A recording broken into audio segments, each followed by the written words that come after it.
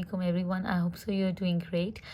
Today we are going to talk about idioms and phrases. तो सबसे पहला जो idiom हम लोग करने लगे हैं वो है बैक सीट ड्राइवर. तो बैक सीट ड्राइवर यूजुअली उन लोगों को कहा जाता है जो आपके आगे पीछे आपको क्रिटिसाइज कर रहे होते हैं आपके हर काम पे. जिस तरह से इसके नेम से भी शो होता है कि बैक सीट ड्राइवर के पिछली सीट पे बैठे लोग उसको ऐसे ही मुफ्त में असिस्ट कर रहे होते हैं कि यूं ड्राइव करें. तो दिस इज़ अ ट्रिक जिसकी मदद से आप इस idiom को अपने माइंड में रख सकते हैं कि इसका मीनिंग क्या है. ठीक है, फिर उसके बाद आता है back to square one, having to start all over again. कोई ऐसी चीज़, कोई ऐसा मामला, कोई ऐसा काम जिसको आप नए सिरे से स्टार्ट करें. You have to start all over again. ठीक है, तो उसका होता है बैक टू स्क्वायर वन कि दोबारा से आपने नए सिरे से कोई काम करना है. जिस तरह से आप ब्लॉक्स बनाते हैं या हम लोग रूब्रिक्स बनाते हैं, कोई भी चीज़ बनाते हैं और वो ख़राब हो जाती है. ठीक है, तो हमें नए सिरे से वो काम स्टार्ट करना पड़ता है. तो वहाँ पे उस तरह के मौके पे ये इडियम यूज़ होता है.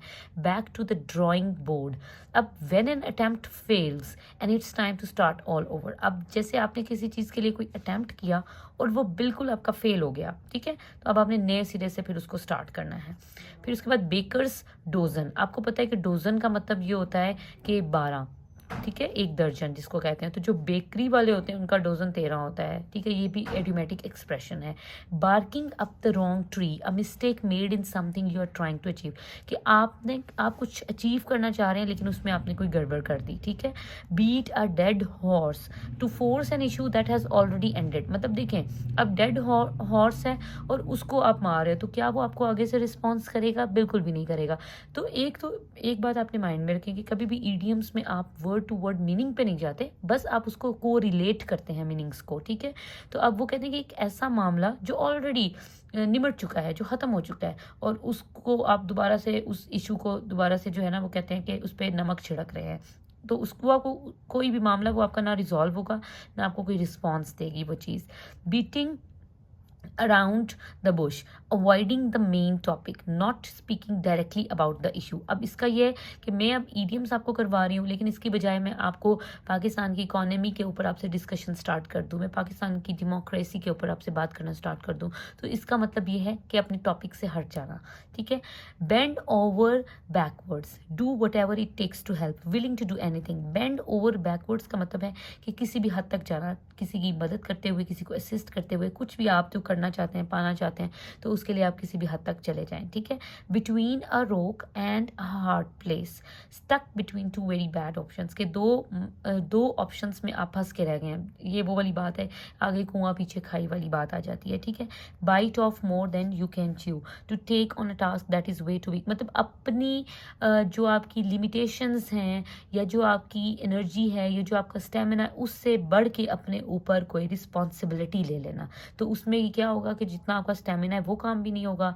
ठीक है, और काम अधूरा रह जाएगा. Bite your tongue to avoid talking, बिल्कुल खामोश हो जाना. ठीक है, टू बी नॉट टॉकेटिव, बात ना करना. Blood is thicker than water, कि आपकी अपनी जो फैमिली है या जो उनके रिश्ते हैं, they are stronger than anyone else. ठीक है, the family bond is closer than anyone else. Blue moon का मतलब होता है कभी कभार, अ रेयर इवेंट और अक्रंस, कोई ऐसा मामला, कोई ऐसा इवेंट जो कभी कभार होता हो, साल में एक दफ़ा या 5 साल में एक दफ़ा या 6 साल में एक दफ़ा. ठीक है, तो ब्लू मून. और या कोई ऐसा फ्रेंड जो कभी आपको मतलब ना मिला हो, कभी कभार वो मिलता हो, तो उसको कहते हैं कि आप तो ब्लू मून ही बन गए हैं. ब्रेक अ लेग का मतलब होता है सुपरस्टिशियस वे टू से good luck without saying good luck but rather the opposite. ठीक है, इसका मतलब ये होता है कि एक ऐसा शक वाला तरीका इस्तेमाल करना, किसी को गुड लक कहना. ठीक है, without saying good luck but rather the opposite, मतलब इसमें आप किसी को विश भी कर रहे हैं लेकिन आप उसको प्रॉपर मीनिंग्स पे नहीं कर रहे. उसको आप जस्ट जो है कुछ वर्डली उसको बकअप करने के लिए बस कह रहे हैं. ठीक है, buy a lemon to purchase a vehicle that constantly gives problems or stops running after you drive it away. तो buy a lemon का मतलब है कि आपने एक ऐसा व्हीकल खरीद दिया जो किसी काम का नहीं है, मतलब उसमें मसले ही मसले हैं. ठीक है, तो कुछ ये हमारे आज के इडियम्स थे. इसके बाद stay connected for more idioms. Thank you so much.